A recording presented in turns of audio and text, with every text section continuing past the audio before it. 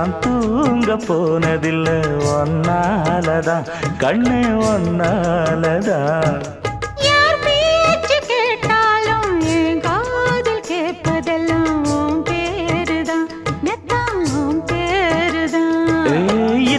நினப்பு என் மேல இருந்தும் எட்டி போகலாமோ கட்டிக்கு முன்னே ஒட்டிக்கொள்ளலாமோ முத்தமிட்டா மோசம் என்ன உண்டாகும் சத்தமிட்டா நிலைமை என்னாகும் புது வளையல அரைச்சு தொண்டையில தான் நினைச்சு மாமா கிட்ட பேச போற மணிக்கணக்கா